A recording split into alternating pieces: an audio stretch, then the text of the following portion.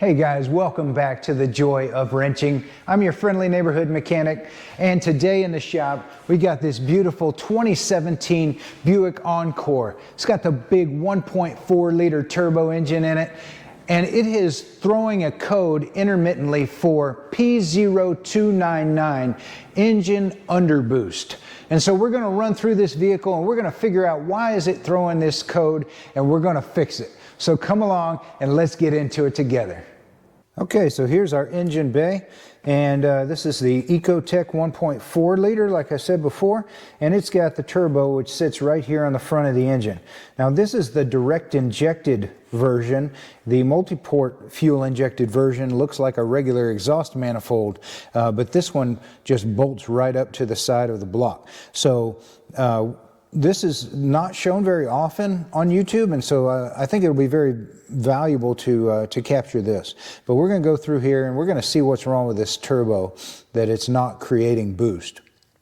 So a lot of times when these things aren't making boost, there's a problem with the little wastegate in here, either staying open or perhaps the little actuator rod here has come off. So we're going to undo this heat shield a little bit, peel it back, and see if there's any problem with that wastegate.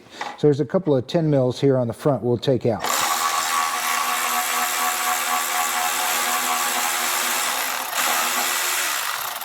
Man, that's a long screw.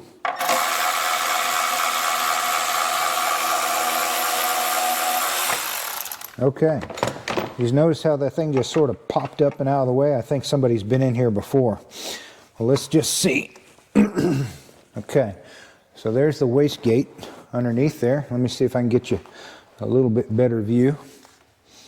Right here is a wastegate, and this is the actuator rod. And let's see if there's a problem with this actuator rod here. Trying to get out of your way. Okay, so looky there. We do have a lot of play between the rod and the wastegate, but you notice also the wastegate itself there has a lot of play in its shaft. So there could be some issues here, and we just need to dig in just a little bit deeper. I think what we'll do next is we'll take the little clip that holds this rod onto this wastegate actuator and see how that wastegate moves just by itself. Okay, let's see if we can't get this little pin right here that holds the actuator rod to the wastegate lever here. So I'm going to grab it with some needle nose here and see if it will just slide right off of there. It doesn't look like it wants to just slide right off, so maybe more involved than that. Oh, there we go. There we go. We got that thing off of there. Now let's see. Can we get this rod released from here? There we go. So I had to pull it just a little bit. Okay, so get this actuator rod off of the wastegate. Now that the clip is removed, we just need to pull it this way just a little bit and then down, and it will come off of the shaft here. And there's a little washer, so we don't want to lose that. Now that this is off of there, we can move this by hand, which is actuating the wastegate inside, and we can just kind of feel what you're feeling for is, does this thing move nice and smooth, or is it getting, look at that, you see all that play in that shaft right there? So there is a significant amount of play, and as I move it by hand, it's kind of sticking up, hanging up pretty regularly in different positions. So this turbo wastegate is wallered out, let's call it, at best. So there's at least a problem with it there.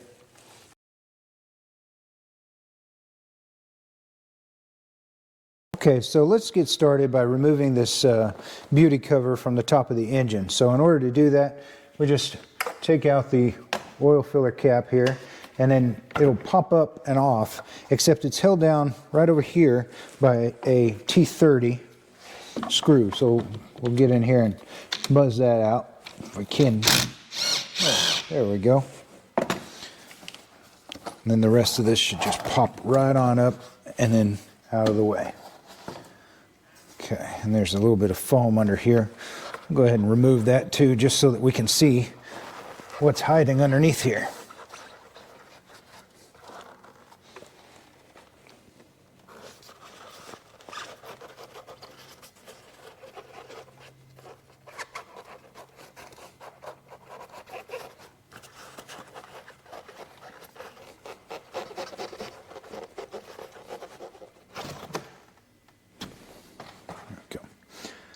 Okay, let's put this back on here so that no debris gets inside of the engine.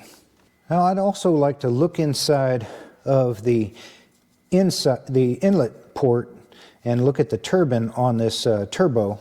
So let's go ahead and get this intake hose out of the way. And in order to do that, we're going to have to remove it from this PCV hose as well.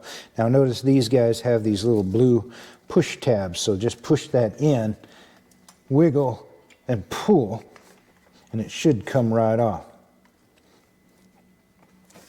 Maybe it's easier on this one. So just push that in and pull straight up.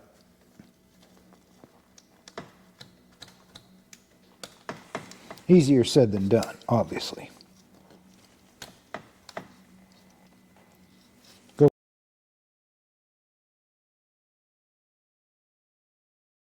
So in order to get this PCV hose system off, they use these really difficult connectors with the little blue push tabs.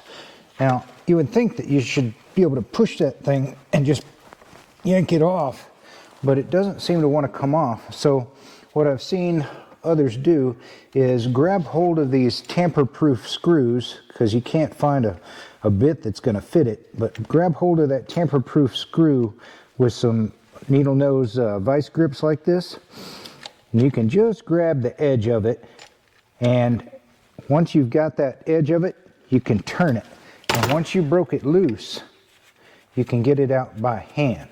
Okay, and that'll get this whole doggone thing popped right out. Now there's one back here as well. Let's see if I can get you situated back there. I don't know if that's going to come in super clear or not, but there's one right here as well. And again, you can get your needle nose vice grips just on the edge of that thing and turn it. And once it's broke loose, you can back that out by hand, and that'll get these two loose. But then you've still got this one down here, and it again has these blue tabs, which if you push them in, you should be able to pull this thing off. But it's very, very hard. And so you may need to get underneath the edges of this with a pick or something like that to try and get a little bit of help releasing these clips. See how that thing moves a little bit when you get in there, start removing and moving that. And you might even get one on either side here and wiggle it and pop that thing off of there. So once you back out these tamper-proof bolts, you can pull these PCV valves out of the valve cover here, and that'll release everything except for this connection down here. And again, they've got these little blue push pin things, but don't let that fool you, because I have tried 100 different ways to squeeze those together and get this thing to release. So I think these are tamper-proof still and cannot come off very easily. So if you guys know a tool or something that can get these things off of here very easily, man, I'd love to hear about it. But I'm going to go ahead and leave it hooked up to the intake air hose here, and I'm going to take these worm clamps loose on either side of that intake air hose and get this thing up and out of the way. So we'll start by removing this little piece of plastic here, and then there's going to be a worm clamp at the either end of this intake hose. So that's a 7mm. Get down here and loosen up this end that sits on the turbo. So what we want to do is we want to look inside that turbo and see if that wheel there is moving or in place and all that good stuff. So let's take this loose, and then let's come down here and take this end loose There we go. See how all this is moving together? Now, in order to get it out of here, we're going to have to remove some things. And so this pipe here, which comes down to the turbo, can be pulled apart right there. The hard line, just be careful because these hard lines get kind of brittle over time. And we'll go ahead and undo this little sensor right here too. See if this has got a bit of a locking tab. And it does, so we'll pull that back. Give it a little squeeze here. Oh, that thing is not wanting to move. Oh, there we go. All right, just a little squeeze. Now, we can get these two hoses apart right here, like that. Now that should give us freedom, and it does, to remove our intake pipe with the PCV hoses all still attached to it, see? Just like that. Now we got that intake hose out of the way. I want to go down in here and look inside of that turbo. There's that impeller wheel sitting there, and I can't see as well as you guys can, so I'm going to pull this back and take a look at this video myself, and then I'll come back. Next thing I want to do is remove this heat shield. It's got 3 bolts holding it to the turbo. And they're 10 millimeter, so you just unscrew those. You may need to get a ratcheting wrench, something like this, to really get in there and help you to get on those bolts. They look like this, and sometimes they get kind of rusty, so they may be a little hard to get started, but I was able to get it started and then back it out by hand. And then this heat shield, now that it's got those 3 removed, can go down and then up and out. So here is the heat shield held on by those 3 10 millimeters. Wanted to bring you guys underneath and let's take a look at the bottom side of the turbo, or as best we can anyway. Here we go. So the turbo is way up there. So this line that I'm touching right now is the oil return line, and you can see it goes up there and is attached to the bottom of the turbo housing by a couple of, looks like probably 10 millimeter bolts.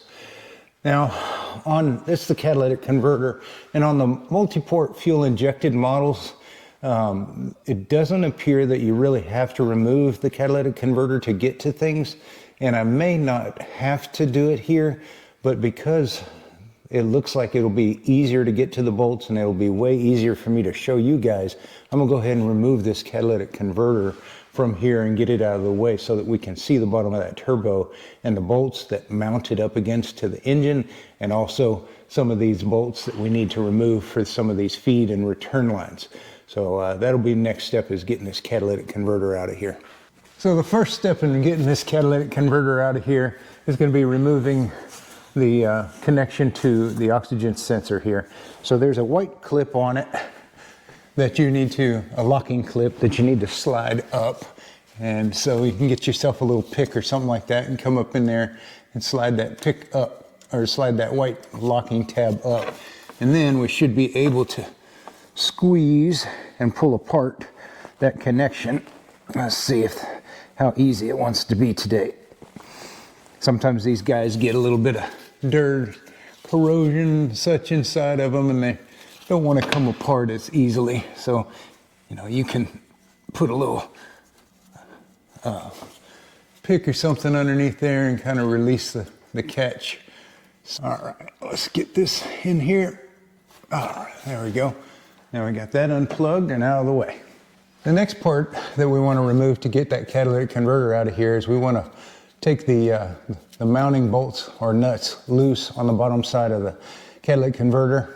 And this is where you get a little bit of pucker factor, because as you guys know, anytime you're dealing with some old rusty fasteners on exhaust especially, you'll run the risk of breaking stuff.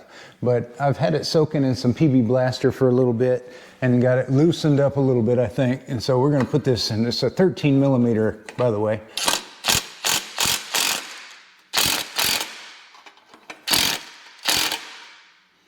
And can't tell if the stud or what is moving here, but either way, it is moving. Well, that one came off nice and easy. The nut came off on that one, but I think the stud is trying to back out on this other one over here.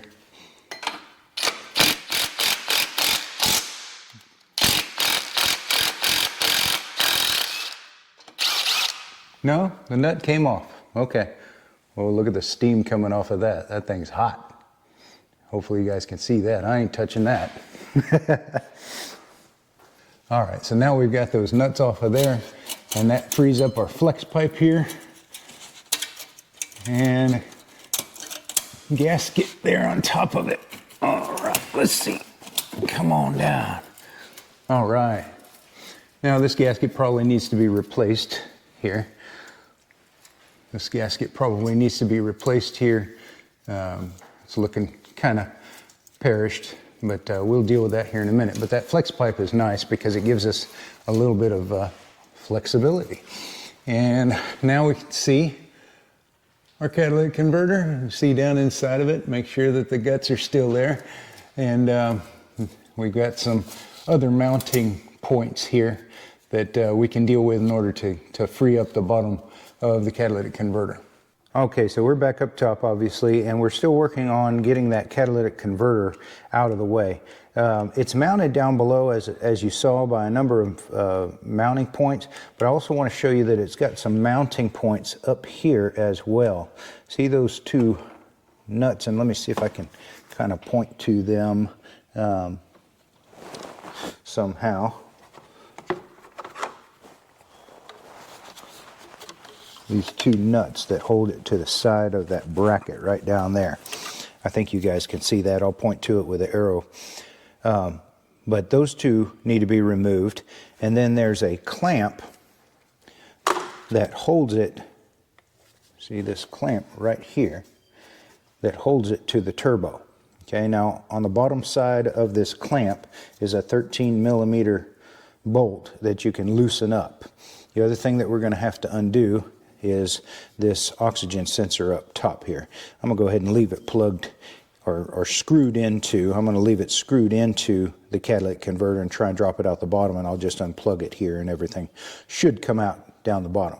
But let's see how that works out. Now part of this process is removing some coolant lines from the turbo, and so we do need to go ahead and drain the cooling system, and having this coolant reservoir out of our way will help with you being able to see what I'm doing and me also being able to see what I'm doing a little better.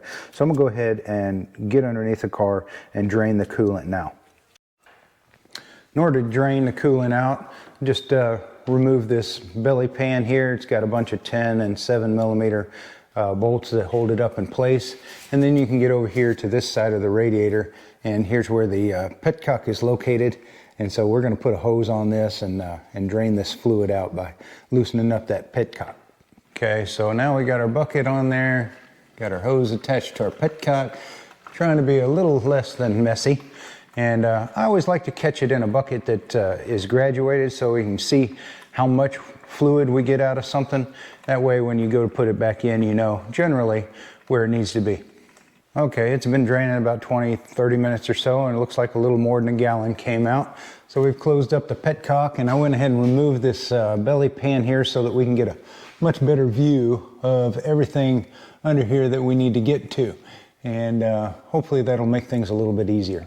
Also, to make a little bit more room, a little bit more better visibility, I went ahead and popped all of these little clips out of this shield here, and we'll go ahead and remove it, and that'll give us a little bit better visibility down in there as well. Let's go ahead and get this reservoir out of our way. I'll loosen up this clamp here.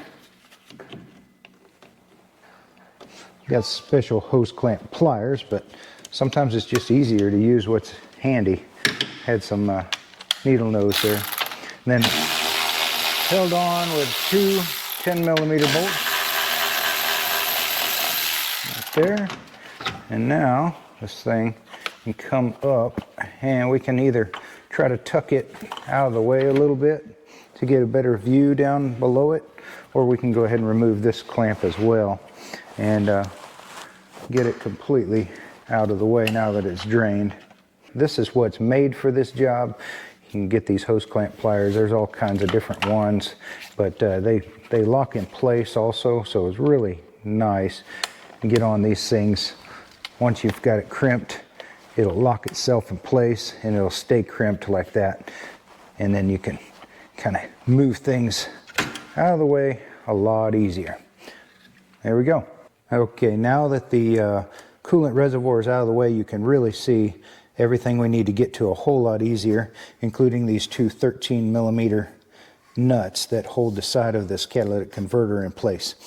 And again, next step in removing this catalytic converter is going to be unplugging the oxygen sensor here, getting this clamp loose, and undoing these two nuts here.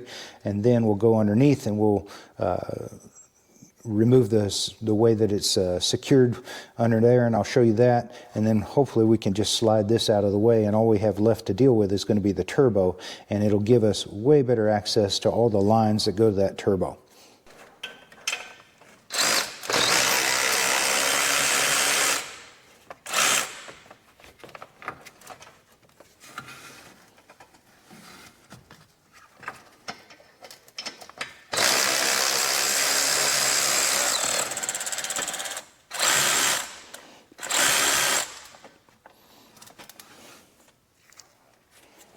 Now that we also have this coolant reservoir out of the way, it allows us to get in here with some tools on that clamp and loosen that. That's a 13mm as well.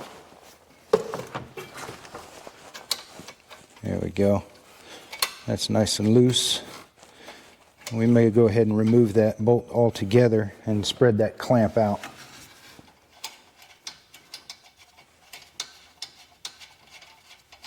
Okay, we're back under the car, obviously, and looking at the bracketry around this catalytic converter, and we need just a little bit of wiggle room in order to kind of finagle its way out of there.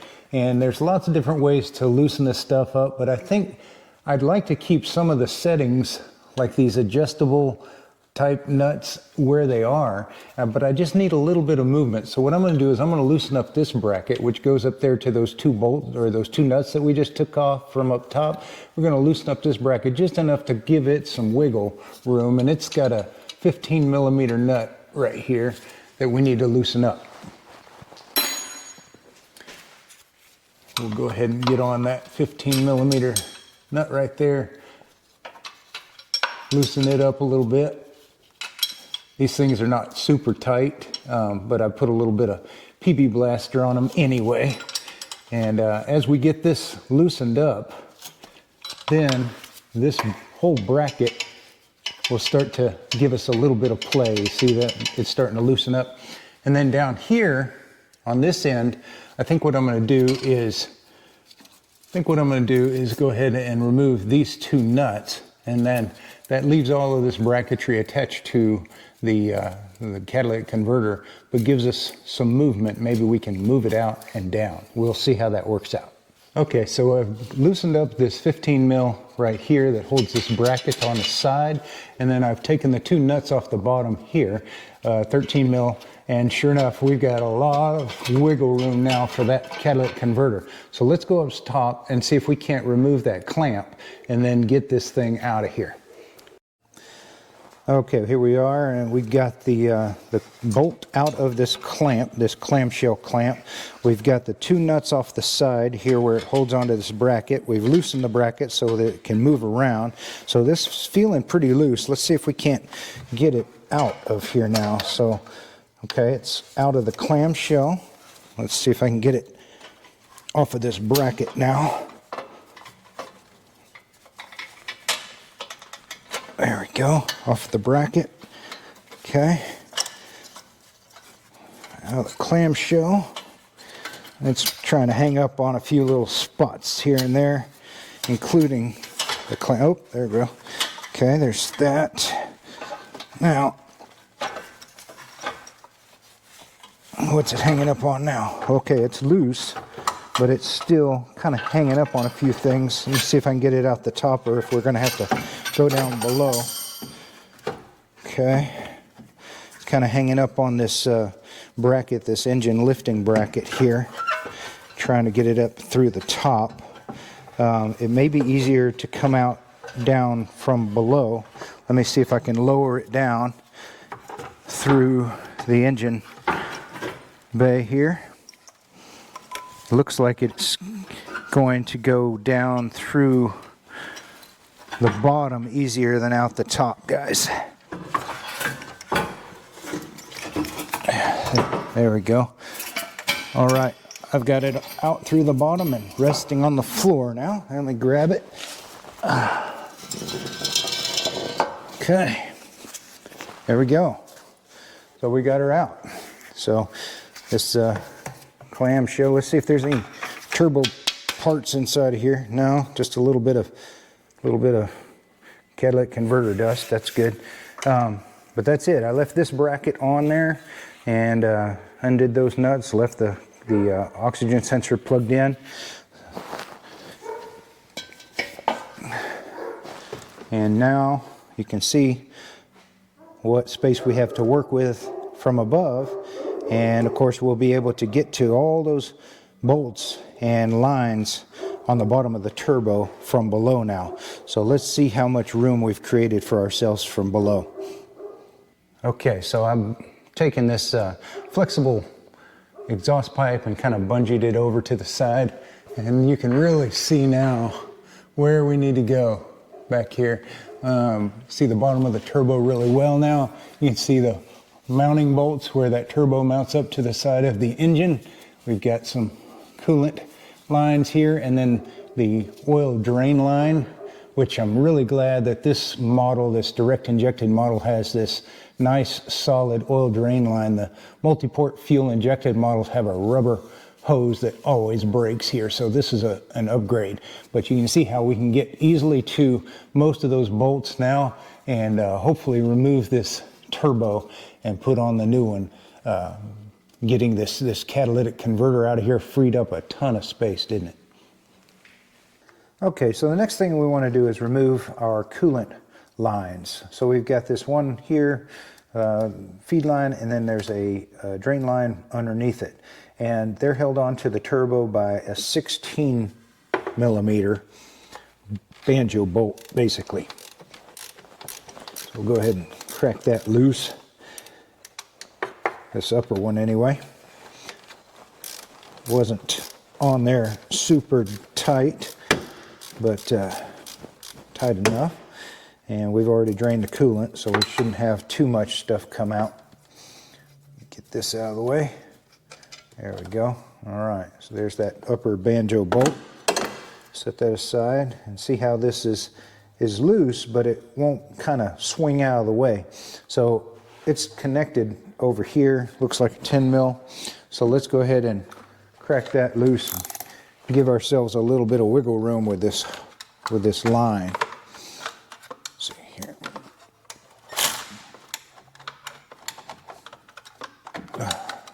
Did my battery die on me? Not yet.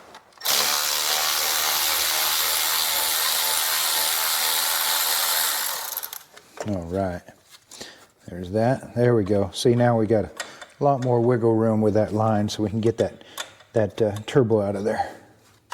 Okay, so we got this upper line disconnected and out of the way. Let's go ahead and undo our coolant drain line here.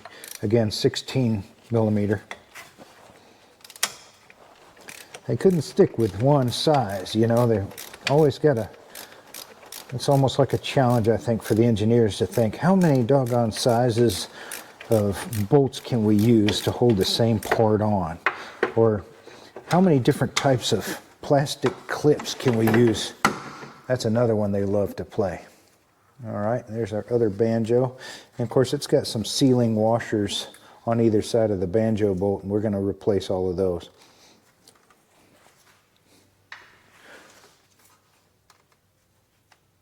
This one just pushes kind of out of the way relatively easily. There we go. Okay, let's get this upper oil feed line. Now that the coolant lines are off, we'll go ahead and remove our oil feed line. This is a 13 millimeter. So we'll get on there and crack that loose. Once it's cracked loose, should be able to turn it by hand pretty easily. And again, it's just a banjo bolt and a couple of sealing washers that hold it in place. Once this is loose, that oil feed line will be loose enough to be out of the way whenever we want to remove the turbo. Okay, so now we've got everything disconnected up here. We've got our actuator for the wastegate. We've got our oil feed line here disconnected, and it's loose and flopping around. Don't really need to undo this.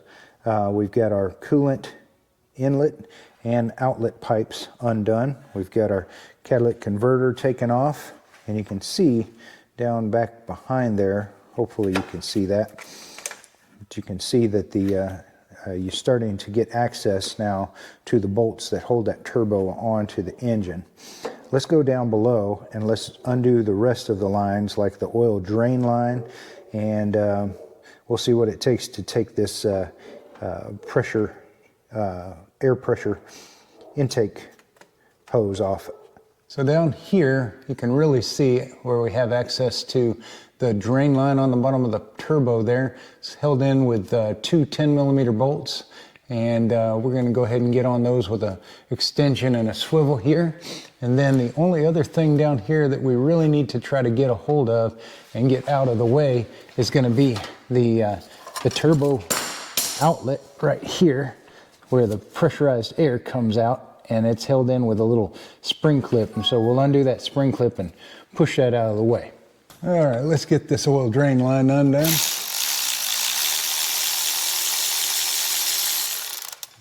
One bolt, and then there's the other one. They're not very tight.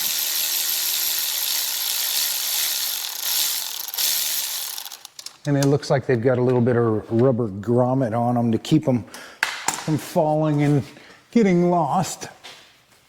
There's that one. Let me see if I can get the other one out. A little bit tight with some of these lines around here. And there's a little bit of play and movement in these lines, but you don't want to bend them too much. Let's see. This drain line now should be loose. And it is, but it doesn't have a ton of movement to it. So I'm not going to force it. Okay, let's see if we can't get in here and get this spring clip loose from our turbo outlet pipe. It's kind of like many of those coolant lines and other places where they use these spring clips. Just kind of get underneath it, wedge it out of the way, pull it out of the way.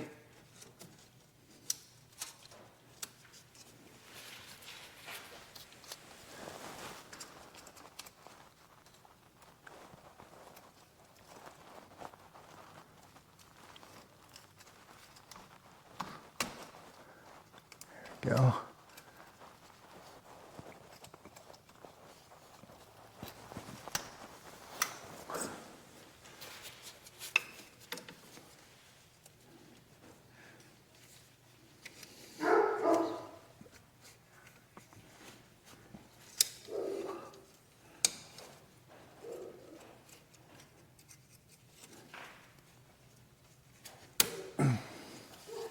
There it is. Don't want to lose that clip. But we definitely want it out of our way so that we can slip that pipe off. Let's see if that pipe can be moved now. Reach in there and kind of wiggle it around. It's hard to get a good grip on, but there it goes. Come on. There it is. All right, that's free. We get that clip out of there before it finds its way lost. There we go.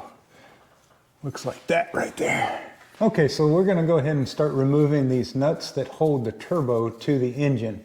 Now there's 4 of them, and the hardest one to get to is back here on the passenger side at the top. And I don't know about you guys, but I always like to start with the hardest one first. So in order to get to it, I'm using a 3/8 extended socket with a bit of a swivel, and I'm going to get up in there and put that on that, break it loose, and try to spin it out. So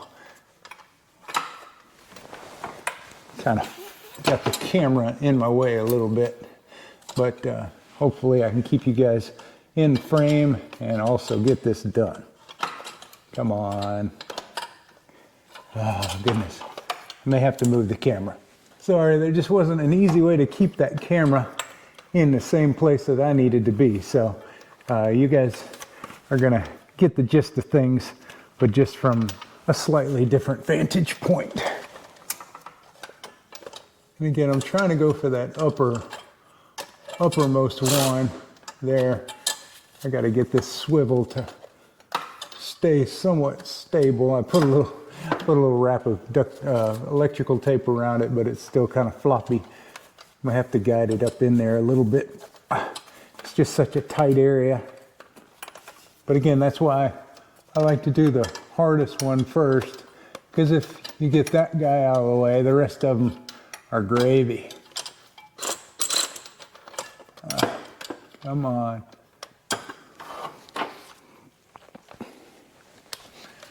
Let me try it this way. Take this thing off of here, guide it up there by hand first, put it on top of the nut. There it is. Okay. Now let's go and get on there with our, move this pipe out of the way a little bit.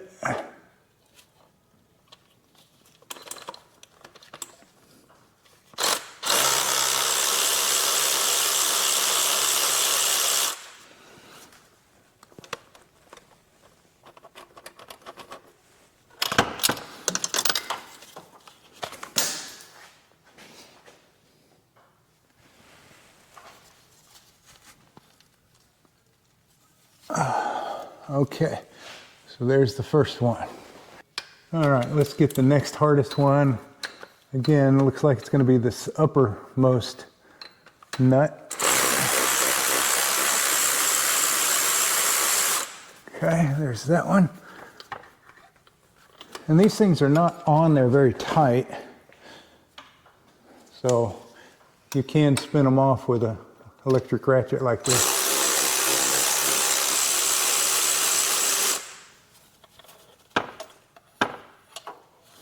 That's 3 out of 4.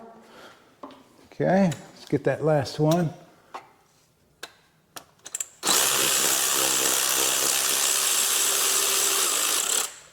Now this Ryobi electric ratchet with the extended neck is pretty tough, so I mean it's got a lot of torque.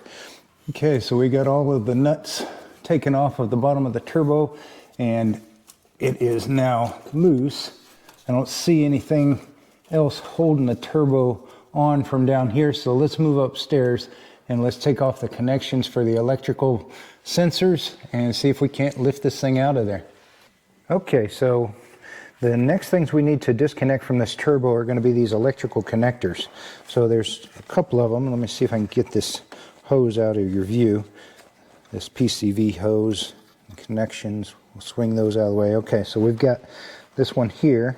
It's got a little, so just move the little white tab back, and then you can squeeze it and pull it back, or you can get underneath the back end here and release the clip, just like so. Okay, there's that one. And then there's this other guy here, and it has a metal spring clip that has to be raised up. So get underneath that metal spring clip and pull it up. I'll pull this thing off and show you what I'm talking about. There's that spring clip that kind of locks it in place. And once that's locked in place, you can pull it off. And don't forget that spring clip. Replace it. And set this down. So that spring clip just kind of goes into this groove right here. Like that. And so to get it off of there, you have to take a pick and put it underneath that spring clip and lift the spring clip up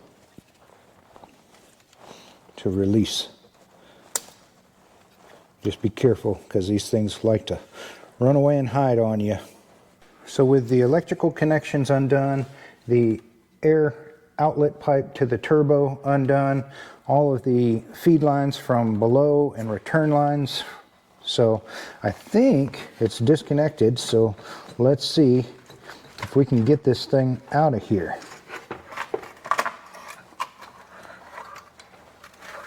Well, look at that. We did it. There's the turbo. Still draining a little bit of coolant out of it, but there it is. Let's take it over to the bench and check it out. Well, here's the old turbo. So we got our coolant inlet and outlet there.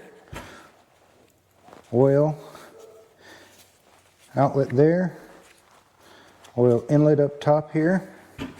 Actuator rod for the wastegate, which is very sticky. This wastegate doesn't want to move very easily. Keeps getting hung up in different positions, like that right there. Now I can't get it to open. So that wastegate is, and see all that play in that shaft there too. So surprisingly, there's not a lot of cracks around the wastegate where it seals up to the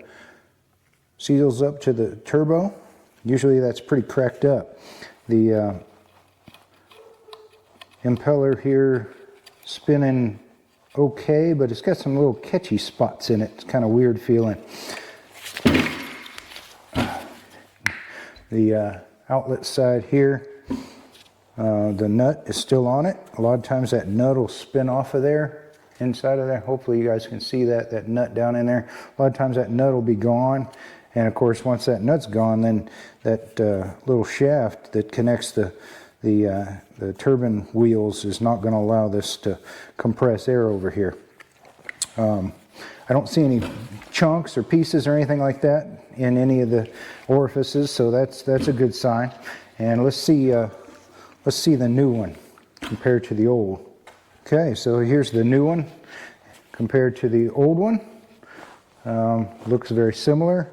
The new one here is a Dorman part, I believe, and it comes with a lot of these sensors and everything already connected to it, which is nice. We don't have to transfer very much over.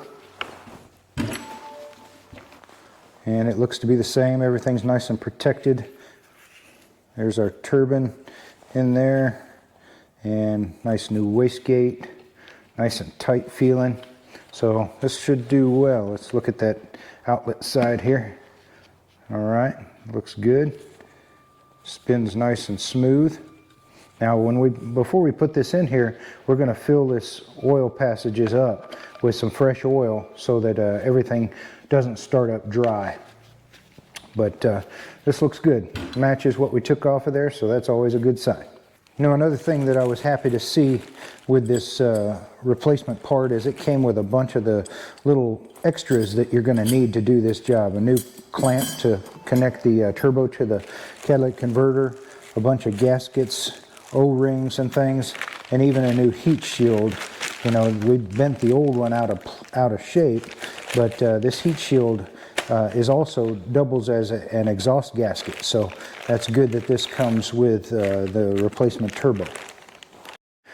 The kit also comes with some white gloves, I guess, so that you can feel fancy or something like that while you put it together, and a syringe that you can fill up with oil and then squirt down inside and fill up the oil passages of the turbo before you start this thing dry.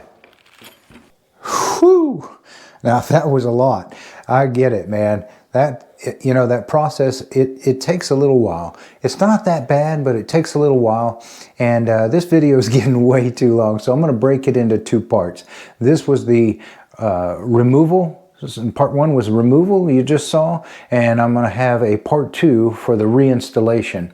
And I highly recommend that you watch both parts if you're doing this job, because I may have said something important in one part that I didn't remember to say in the other. There could have been some sizes of bolts or something like that. But regardless, hopefully this was helpful for you guys. Hit that subscribe button, man. It really helps us to reach a greater audience. This is the only video that I have found out there on the direct injected turbo, and I hope that you guys are getting a lot out of this, and it's really helping you with your project. So stay tuned for part two, and I'll see you there.